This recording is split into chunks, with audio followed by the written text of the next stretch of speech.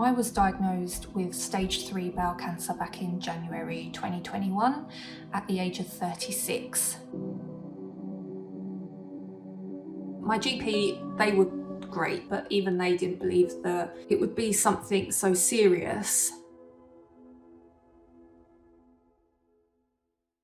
My name's Carla and I'm here to talk about my experience with bowel cancer with you. I guess I had a few red flags initially, but my main concern was that I was severely anemic, and I actually ended up asking for some blood tests with my GP because I was just so tired. I was exhausted at the end of the day. I couldn't even walk up a flight of stairs without feeling worn out. So I knew that something wasn't right. So that set off some investigations, which included a stool sample and a colonoscopy as well. My GP, they were great, but even they didn't believe that it would be something so serious. They often reassured me, oh, don't worry, it won't be anything like cancer. You're far too young for that, which is what we hear all the time, right? On the day of my colonoscopy, I found out that I had a tumour and that it was more than likely to be bowel cancer. The next day I was sent for a CT scan just to check if the cancer had spread to any parts of the body, such as the lungs or the liver. And then following that, I had a 2-week wait to find out basically if I was going to live or die. And that was probably the hardest 2 weeks of my life. I never felt so lonely, scared, petrified, and I didn't really know what to do. Everything just felt so surreal. But it was within those 2 weeks that I started to look on platforms such as social media and the Bowel Cancer UK website to see if I could relate or connect with people that had been through the same things as me, so that I could, get a sense of understanding of what I was going through. I just felt like if I could see or hear from people that had been through similar situations and they're okay, that I too would be okay. So that massively helped me and it saw me through a lot. And it really opened my eyes actually as to how many people under the age of 40 have experienced bowel cancer the same way that I have too. I was able to connect with these people and they helped me a lot, more than I think I realised at the time. It was also great on the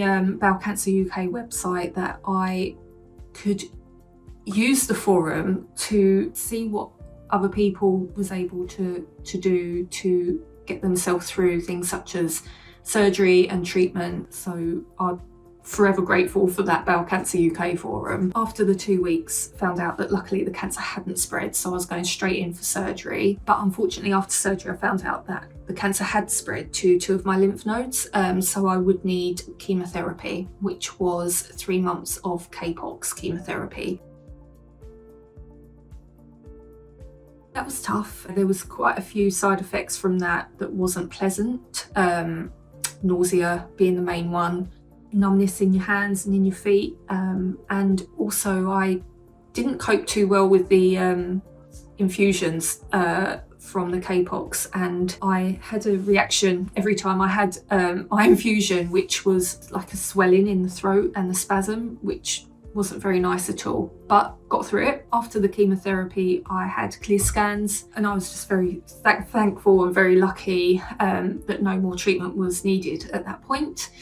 I was asked, however, if I would have some testing done to see if my cancer was caused by a genetic mutation from either my mum or my father's side. This is called Lynch syndrome, and it basically means that you are more at risk at a younger age of particular cancers such as bowel cancer, womb cancer, stomach cancer, depending on the mutation and the variant that you have. I unfortunately was tested positive for Lynch syndrome and I found that really hard.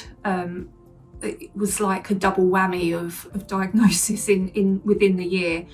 And I struggled with that, but luckily the NHS offered me some counselling, which was really, really helpful. It just meant that I had to try and gain an understanding of who I was and my body, and try and trust my body again after it had been through so much. I guess all that's left for me to say is love your body enough and value your life enough to know when something isn't right and do something about it. So don't just create a new normal for yourself. If you don't feel right, go and get yourself checked out.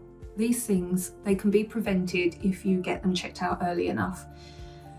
And they're totally treatable as well, but don't leave it to the stage where I did, and where so many others do. And just make sure that if you don't feel right, go to your GP and check your poo.